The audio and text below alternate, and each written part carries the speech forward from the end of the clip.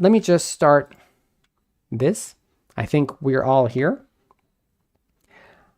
Well, I'm going to start saying things to people on YouTube as well, all right? So thank you so much for joining, guys. We're going to be live streaming our session today on Instagram and on YouTube. We're going to be talking about, guys, how we prepare for our Cambridge exams, basically. How we do it here, and specifically how I like doing it, all right? How I like focusing on the preparation for our Cambridge exams, how, we can make the most of our time. Thank you so much, Christina. I think it's going to be amazing if we take a look at a quick, in a very, see again, I was your student, and Daniels, oh my God, really? Kita? You see, I don't know, with that name, I don't know what your name is. Just let us know. Thank you so much for joining. It's amazing that you're here. Today, we're going to talk a little bit about how we structure our methodology and how you can make the most of it by using our tips to improve your preparation for the Cambridge exam. Alba, how are you? Thank you so much for joining.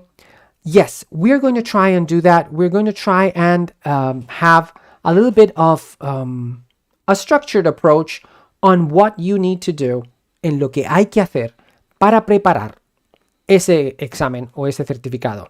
Sylvia, thank you so much for joining. What we're going to do is I'm going to give you a few tips on how you can prepare for your Cambridge exam, and specifically how we do it in our lessons. Cómo lo hacemos en nuestras clases y cómo ayudamos a preparar a todos nuestros alumnos para que nunca tengan esas dudas o para que vayan súper preparados.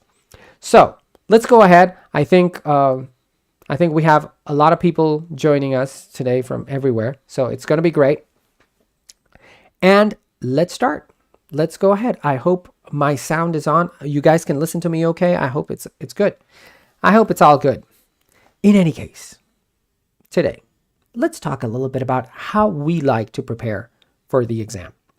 The thing that we need to understand, that whenever you prepare for an exam, it's very important, it's almost obvious that you need to know what the exam includes.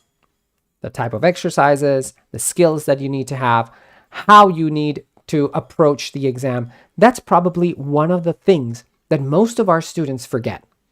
That you have to have the format under control. You need to know which type of words, phrases, structures you need to know. All of that is forgotten, and our students just go directly, they saltan directamente a lo que es la preparación, lo que es practicar y hacer todos los ejercicios una y otra vez. But we need to understand what we need to do in each and every exercise. That's the only way, first, to maximize the time that you're going to spend and to get the most amount of points. It's the only way to do it. Hay que centrarse en la mecánica del examen. I am Gina. Thank you so much for joining. Ismail, thank you for joining. Entonces, vamos a ver, por un lado, el formato del examen y por otro, las cosas que tenemos que saber y las cosas importantes que hay que saber para el examen, para cada parte del examen. So, let's take a look at that together, all right? You can, of course, tell us. Ahmed Meyer, hey, thank you for joining again. We've seen you before, Ahmed. Thank you so much. So, whenever you guys get a chance, you can also share your own experience in preparing or studying English, which I think is going to be a much more rich experience for all of us on Instagram and on YouTube. So if you can, share how you do it, what you do to prepare, that is probably not as common or, not as usual for everybody. So let's go ahead and do that. First things first, we need to know what the exam is about. Usually a Cambridge exam will test you on your English, on the level of English that you have, but it's not a level test. No es una prueba de nivel. El examen de Cambridge lo que nos da es, o lo que ayuda a hacer, es comprobar el conocimiento de inglés que tenemos. All right? How much do we know? That's exactly what it helps us do. And the first thing that we need to know about any Cambridge exam, whether it is the B2, the C1, or the C2, we're going to be focusing on those today, is that there are 4 big parts that you need to take into account. the use of English and the reading, the listening, the writing, and the speaking. You know that those are the 4 biggest parts of the exam. Within each of the parts, you're going to find different exercises. Of course, each exercise has a different objective. Each exercise within the Cambridge certificate exams have a different objective. We're not going to talk about those. We're not going to talk about intensive reading, extensive reading, or listening. No, we're not going to talk about that teacher jargon. That's what we teachers should know, and that's how we need to train you. Noelia, how are you? Thank you so much for joining. What we need to do is focus a lot on how we prepare for the exam. How can we create our own methodology to prepare for each and every part of the test? All right. So let's go ahead and let's take a look at how we can prepare for at least the use of English part. Yes, the use of English part is basically 3 exercises. Exercise 2, 3, and 4 of the first certificate, of the C1, of the advanced, and the proficiency. So what we do in order to prepare that is start preparing from the start. Like as soon as students come into our classes, what we do is start focusing on those difficult exercises. And the most difficult exercises, logically, are the ones included in the use of English. Part 2, Part 4, and Part 7 or 6, depending on which exam you're taking, whether if it's the B2, the C1, or the C2. Yidayu, thank you so much for joining. Nathan, how are you? So yeah, today we're going to be talking about that and how we can maximize our time to prepare for that. So the first thing you need to do is identify which parts of the exam are the most difficult. And as I had mentioned, the use of English is going to be one of the hardest parts. Use of English Part 2, Part 4, and Part 6 or 7 from the reading. How do I prepare for each part? Let's take a look at Part 2, for example. Part 2 is what we call the open-close part. The open-close. You are given a text, 8 blanks in the text, and no options, no hints, nothing. You have to use the context in order to fill in those blanks. You have to use the context in order to fill in those blanks. Now, that is a tough thing to do, especially if you have nothing else to base your answers on. So, I suggest making a small list of, thank you so much, Sylvia. I see that you're joining us from YouTube as well, so it's amazing. There you go. And Sylvia totally agrees that the use of English is horrible to prepare, but I'm going to try and give you a few tips on how to prepare on those parts, especially Part 2, Part 4, and Part 6. Really quickly, Part 2. In Part 2, we need to keep in mind that they are going to test us for sure on the use of phrasal verbs, idiomatic expressions, sometimes, and of course, all the parts of speech available. That means nouns, adjectives, adverbs, and of course, prepositions. All right. So we need to keep this in mind. Remember that quantifiers and pronouns are also things that they like to test on. So first thing to do is create a small step-by-step list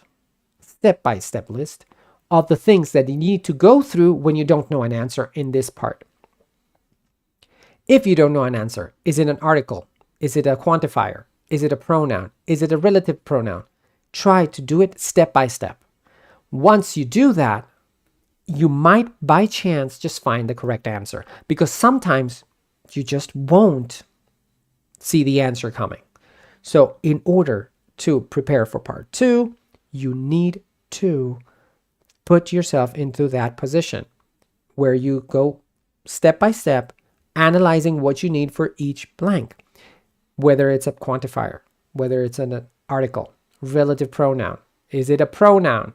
Is it just think of all those parts of speech that you need to go through and then see if one fits. This is for the moments that you don't know what the answer might be, because at some other points, Pavan, how are you, my friend? Because at some other points, you might just know it. So remember that part 2 is one of those exercises where you either know the answer or not. That's it. That's how easy it is. So for this part, the best thing to do is, if you don't know the answer, put it through those steps. Article, quantifier, is it a relative pronoun? Is it a pronoun? Could it be a preposition? Could it be part of a phrasal verb? Always put them through those. And if you know the answer, if you kind of come up with the answer, don't hesitate and write it. That's for part 2. Part 2 is the part that you need to start practicing for any of the Cambridge exams as soon as you start preparation. Teacher with charm, thank you so much for joining. We're talking about the Cambridge exam preparation and how we prepare our students. So the first thing we tell our students is head on to part 2, try to fill in the blanks with the grammar points that we're talking about. Quantifiers and articles, relative pronouns, of course, all those things that you need to know whenever you don't know the answer. So that you put your wonderful step-by-step process so that you can answer those.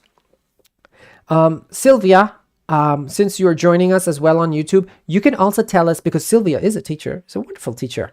You can also tell us what you do to encourage students and how you prepare students for this particular part. It would be amazing. Teacher with charm, I'm sure you're also a great teacher. Maybe you can also give us some insight on the things that you do in your lessons so that we can share them with anybody preparing for the Cambridge exams. Another thing that we need to keep in mind for this particular exercise is that many of the times, and I think the higher the level, the more obvious it becomes, they love, Bea, how are you? Thank you so much for joining. Leonardo, thank you so much. One of the things they love doing, una de las cosas que más les gusta poner y preguntar por ello en los exámenes son las comparativas, y especialmente las comparativas idiomáticas. Let me explain a little bit. You know that in English we have a ton of idiomatic expressions. There are some which are comparatives that are used with those.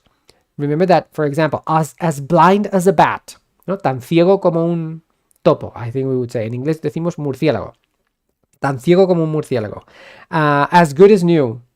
Tan bueno, o sea, podría considerarse hasta nuevo de lo bien que ha quedado. DJ Wolfinger, thank you so much for joining. Faith Gen C 571, thank you. For those parts which are very typical of part 2, the ones that you need to focus on are those idiomatic comparative structures. As good as new, as blind as a bat, as deaf as a wall, as fit as a fiddle. You can always use those to remember as, all right? As. They will probably ask you about those. And don't forget the comparative structures with the. The bigger, the better. The shorter, the sweeter. The more, the merrier. All right? Ibrahim, Granny, thank you so much for joining. All right? The bigger, the better. The more, the merrier. These are idiomatic structures that you need to remember for this particular part. Part 2 of the Cambridge Use of English. So, quick recap. First thing we tell our students to do is focus on the difficult exercises of the Cambridge exam, such as part 2 of the Use of English. And have a step-by-step process whenever you don't know the answer. If you don't know the answer at a certain blank, always ask yourself, is it an article? Is it a pronoun? Is it a relative pronoun? Is it part of a phrasal verb? Could it be a preposition? Always keep those in mind for whenever you don't know the answer. All right? Whenever you don't know. Maria, how are you? Maria 2094, thank you for joining. It's amazing to have you here. So yeah, let's move on to the next Cambridge exercise that drives our students crazy and that we in our lessons like to focus on from day 1. And that is part 4. What we call the keyword transformation exercise. For B2, for C1, for C2, the keyword transformation exercise is literally a nightmare. Es literalmente una pesadilla preparar esa parte del examen. But what we have noticed after 20 years teaching is that although it seems kind of trivial to know all those structures, all those expressions that appear in the keyword transformation, we'll go in a second to explain what the keyword transformation entails. Although it's weird, we have noticed that the more you practice them, that means it's not like part 2 where you can just practice and never get good at it. But part 4 is you need to practice and practice that part as often as possible. No matter what you're doing, it has to be practiced no matter what. Sylvia, you know it's a nightmare. Part 4 is just horrible. It's just horrible. First suggestion, practice that part as often as possible, as many times as you can. Let me explain a little bit why it has become such a nightmare for most of our students, why it has gone to their heads, basically. In part 4, the Cambridge exam requires you to rephrase a sentence with a specific word that they're giving you, all right? A specific word that the exam includes, all right? A specific word that you need to include as is in the resulting sentence. Now, forcing anyone to make a new sentence with a similar meaning to another one is already a hard job. All right, so paraphrasing is always a hard job.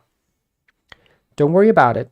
Don't worry about it, because I am pretty sure that the more you practice this part, the better you'll get. SP8775116, thank you so much for joining. It's great to have you here. So yeah, the thing with part 4 is that practice makes perfect, basically. What do we need to know? What do we need to study to pass this part?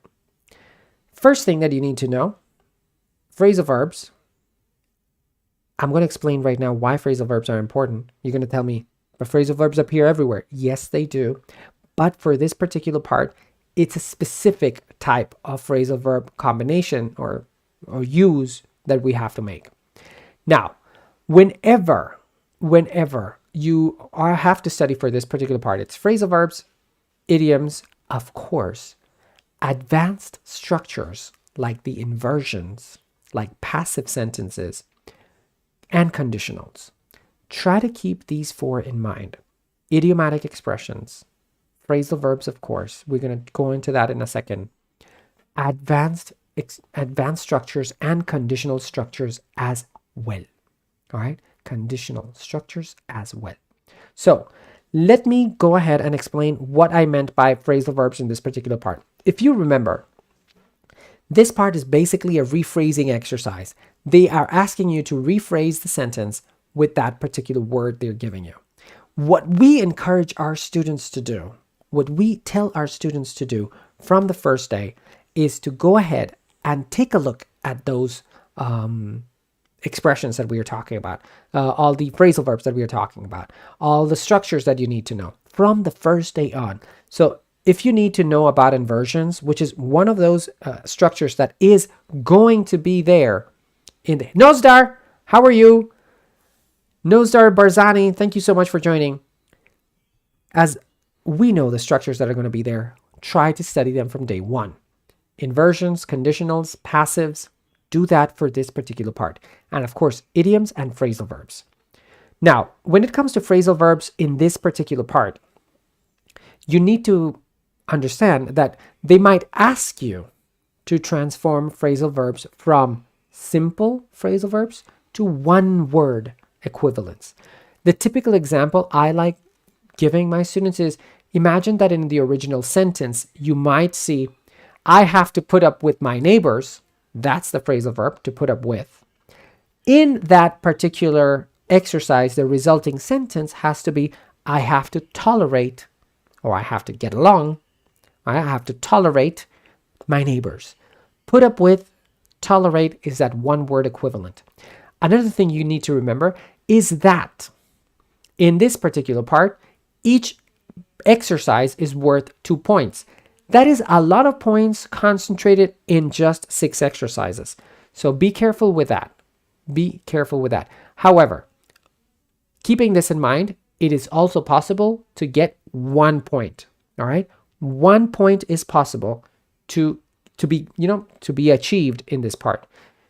If your answer is partly correct, if it's partially correct, you can get 1 point.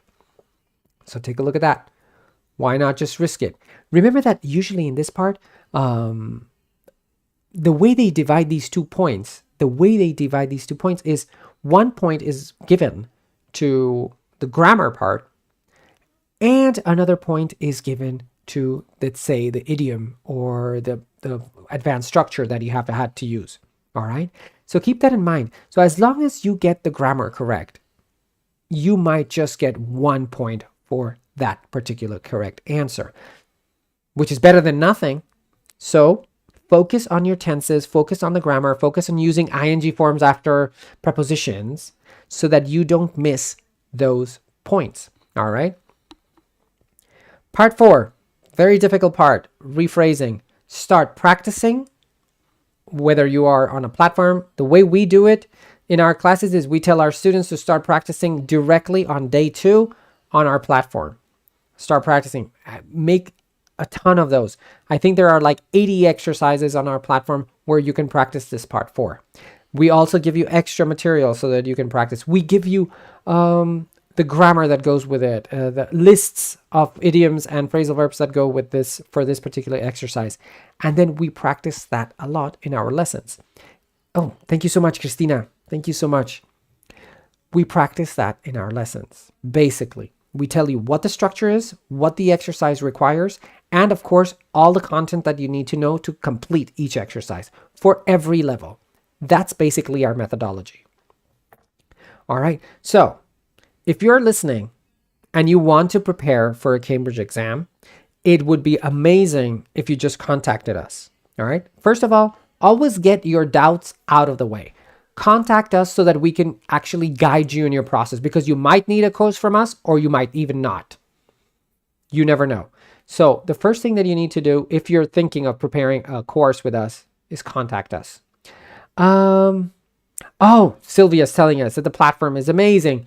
Yes, you know, it self-corrects. The writings are corrected within 3 or 4 days, because that's another part you need to focus on, the writing and the speaking. Remember, the productive parts. We give a lot of importance. Sven, thank you for joining. It's so great to see you, my friend. It is very important that you keep all this approach in mind when preparing for a Cambridge exam. All right. Remember that the hardest parts are the use of English, part 2, part 4, and part 6. Start practicing that from today on. Remember that part 6 is a reading part. It's called the gapped text. It's text usually taken from a novel or an academic essay where they have removed paragraphs or lines from it, and you have to insert them back in. That's a tough exercise that you need to keep in mind. But anyways, we also teach you how to train on that. But now that we've, and you might tell me now, of course, there's so many things that we need to talk about, but we have so little time today. One of the things that you need to understand when preparing for a Cambridge exam is that you need to have a structured approach to it. And many people tell me, but it's a language. How can I have a structured approach to learning a language? And that's a very good question. Oh, Kita, thank you so much. Thank you so much. Thank you so much for suggesting us. All right. Teresa, thank you so much for joining as well. Thank you, Kita. It's amazing that you have such good memories of you. All right. So yeah, the first thing that you need to know about the Cambridge exam is that it's a very structured exam. The format is very particular. Each exercise, is very well chosen. They are absolutely, it's incredible that they have such a homogeneous level throughout the exam to test you.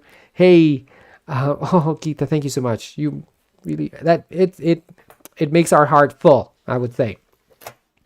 And yeah, so studying for the Cambridge exam, yes, you need to have a very structured approach so that, but at least I can practice with the platform. There you go. Yeah, I know, Sylvia. There you go. Yes. The thing is, organize your exam from most difficult to easiest exercise. As we said, part 2, part 4, part 6, start practicing as soon as you get a hold of the materials. Get down to the writing as well, if you can. The writing is, many people consider it a challenge, But writing well for a Cambridge exam is not that difficult. I am pretty sure. Yesin, thank you so much for joining again. It's good to see you again. Writing for the Cambridge exam is not that difficult. The only thing you need to do is focus on the things that you want to mention and how you want to mention them. What we do is give you a list of things you can use, of things that you can say in your speaking, and make you choose the ones that you feel most comfortable with. We have a ton of resources on our website. You can just check them out right now. You can download them right now from the website. It's gogetter.school. Those are all for free. You can just download them from there. And of course, start preparing from there on. In fact, our methodology is very strongly based on the platform and how we use the platform. And there is even a calendar if you feel too overwhelmed with the amount of exercises that you find. There is a calendar that helps you organize all the exercises that you need to complete. For us, that is peace of mind. For anybody preparing for an exam is peace of mind because you know exactly what you have to do. It's like going to the gym. If you go to the gym and you don't know what to do, you waste most of your time just not doing anything. Same thing happens when you start preparing for an exam. What we do is guide you step by step through the process. So one of the things that you need to keep in mind is, since the Cambridge exam is a very structured... Vercoelho Oliveira, I've seen you before. Thank you so much for joining. And Hamaru Chanel. Hamaru Chanel? Or channel? All right, yeah. So since the Cambridge exam is one of those very specific exams, it has very specific parts, it also has become very predictable. It's one of those exams that you can prepare thoroughly with tons of materials available everywhere. And you might tell me, yeah, I know I can prepare for the Cambridge, but first of all, it's much more difficult than any other exam, which might be true in terms of level assessment. And the second thing is that it might be too expensive for me. It is true that the Cambridge exam is expensive as hell compared to other exams. I think a Cambridge exam on average is about 200 euros. That is a ton of money for one exam that you have the possibility to fail. Not if you prepare with us, of course, but you have a high risk there. So in order to prepare for that particular exam, we start from the hardest exercise on because it's very predictable. We've analyzed each and every aspect of each and every exercise to tell you exactly what you need to study. Even if you studied on your own, which I totally encourage you to do, study for the Cambridge exam on your own. It's a great thing that you can do. Of course, it's going to take you a little bit more time, but it's something that you should do. There are tons of materials available that you can use to actually prepare for the exam. Grammar-wise, vocabulary-wise, structure-wise, fixed phrases-wise, idioms-wise, all those are available, and you can actually download them from our website. Noelia 7856, thank you so much. SH10MMD, thank you. Teacher with Charm, thank you for the follow. It's amazing to have you following us. Hope we can help you as well. So yeah, try to keep in mind that it's a structured exam, but it's a very predictable exam. Once anything is predictable, it's so much easier to prepare. If it's predictable, it's easier to prepare. Si es predecible el examen, es muchísimo más fácil prepararlo. Por lo tanto, no os volváis locos. Nosotros os damos todas las pautas, digamos que seleccionando todos los puntos que tenéis que seguir para poder prepararse bien para el examen. That's the only thing we do. We remove all the unnecessary stuff and give you exactly what you need to study. In fact, for the writing part, which is something that concerns a lot of people. El writing. ¿Cómo preparo el writing? Si yo no he escrito en mi vida, which is something... Marina, how are you? Ina Ilustración, thank you so much for joining. Please go check that website out. Ina Ilustración, amazing Instagram channel. They do very beautiful things. Please do. Just like with Silvia Jimeno, she's amazing. Maestra Novata, just follow her. She's amazing. Go ahead and do it. As I was saying, Very structured, very predictable, very easy to prepare. Very easy to prepare. That's why sometimes some people might be misled by my comments when it's Cambridge is a difficult exam, but it's easy to prepare compared to other exams. I don't know if anybody... yes, I'm going to save this live. Yeah. Thank you so much, Bea. It's so good to see you. So great to see you, really. It'll be available in our feed, so you can watch it anytime you want. I know I'm taking too long today to explain the things that I want to explain. Thank you so much for bearing with me. So yeah, what I was saying, predictable, very easy to prepare. There are tons of materials available. What we have done is precisely select all those materials for you and give them to you so that you can just start preparing from day one, focused on what you need to know. And then you might tell me, but Roy, how do you do the writing? Which is where I was going with this. Gonzalo, hey!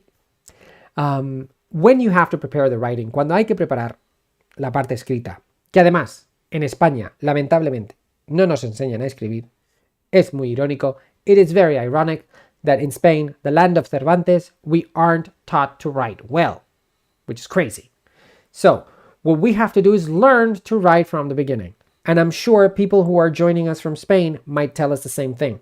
Y nos vais a decir lo mismo. Pues es que yo no he escrito un ensayo en mi vida, no he escrito un informe en mi vida que no sea para el trabajo, que además son muy específicos. I totally understand. So what we have done is precisely break that down. Hemos desglosado esas partes difíciles y os las hemos puesto en las guías. You can just follow those guides to make the perfect writing. In fact, we correct all the writings, so you wouldn't have to worry about anything. Just upload your writing, we'll correct it, we'll give you some feedback, check it out, and then keep going. That's exactly how we do it. I think the secret, I'm going to brag a little bit about here. Voy a alardear un poquito aquí. I think the secret to the success of our students is precisely this structured approach. Having a structured approach to what you need to know for each part of the exam helps with your confidence, helps with your time management, and helps with your overall English learning process. So I would say that as long as you structure the way you want to pass this exam, the way you want to prepare for this exam, I would say 80% of the job is done. I would say 80% of the job is done. Es que es muy fácil de preparar, es difícil como examen, pero es muy fácil de preparar. Por lo tanto, si tenéis dudas, si tenéis algo que preguntar, por supuesto, nuestros canales de Instagram, YouTube, email, están abiertos. Escribidnos para cualquier duda. Y ya sabéis, tenéis nuestro blog en nuestra super nueva página web que es gogetter.school para ver todas las dudas que podáis tener. Ahí hemos puesto todos los recursos para que podáis descargarlos y utilizarlos en la plataforma, en las clases, donde queráis. Como si estáis preparándoos por vuestra cuenta. Just go to the blog, download whatever you need, and keep going. Diana, hey, it's so good to see you, Diana. It's great to see you. I'm sure you're using the platform, right? I think you should have started using the platform today. All right, yeah. So what I was saying, being it such a structured approach, you need to focus on having a structured preparation method. That's exactly what we do. And as I said, that is the secret to our preparation methodology, where we tell our students what they need to know for each particular exercise. Hey, very good, Diana. For each particular exercise and how they need to approach each task. All right. Whether it's the writing, whether it's the speaking, we know that especially the productive parts are the ones that take most of our energy. And those are the ones we need to actually focus on from the beginning. So yeah, guys, I don't know if you have any questions regarding our preparation. Sylvia, it's our pleasure, seriously, to say what a great teacher you are. Seriously. So please, people, go follow Maestra Novata. It's amazing. All right. Yeah. So if you have any questions, you can let us know in the chat boxes. You can always just tell us what doubts you might have regarding exam preparation or whatever related to English. And I sincerely hope we can help you. There was one more thing that I wanted to mention before I forget, is that our courses are always open. We have a wonderful group of students that are preparing, all of them together, for the B2, for the C1, for the C2. Remember that all our classes have different timetables as well, so you can always check them out.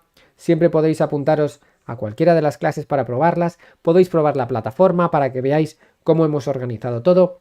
Podéis apuntaros a nuestro newsletter para recibir todos nuestros recursos también. Podéis ir a nuestro blog y echarle un vistazo también a nuestros materiales.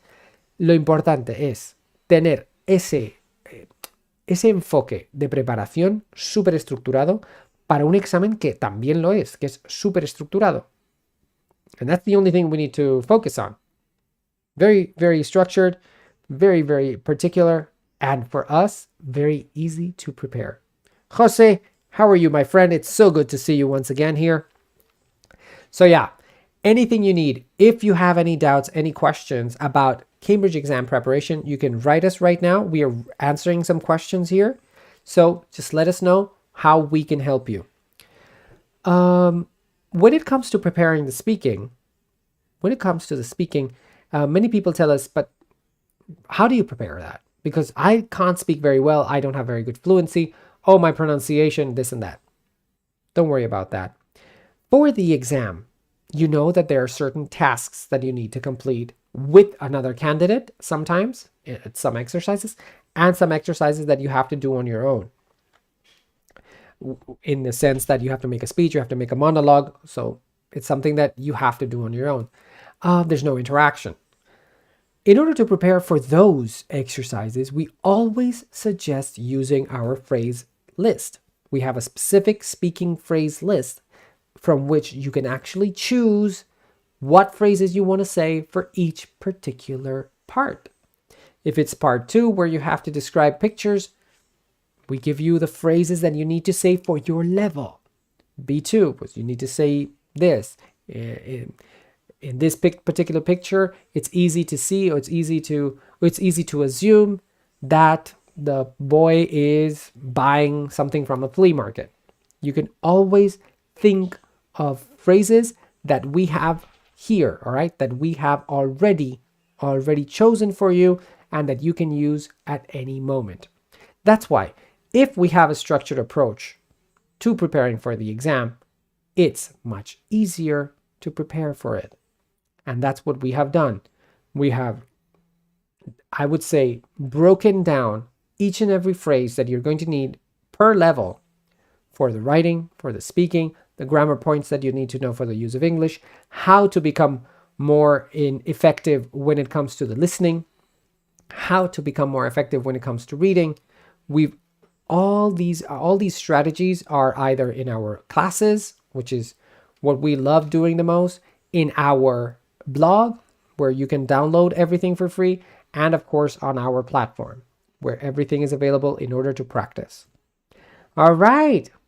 Well, thank you so much, guys. It's been wonderful to have you here today with a dual session with Instagram and YouTube. I hope it wasn't too messy to have both going on. I hope you didn't mind that I wasn't looking all the time to you. And I certainly hope that you are a little more encouraged to prepare for one of these Cambridge exams, which honestly helps in so many ways. All right, preparing for one of these exams helps in so many ways. So thank you so much. It was an absolute pleasure, an immense pleasure to be with you today. I thank you so much, Christina. You're always so kind to us. Really, thank you so much. We hope to see you in the next one. I hope so. Enjoy the rest of your evening. And it has been a wonderful session. You guys have been great. Thank you so much. Enjoy. Bye.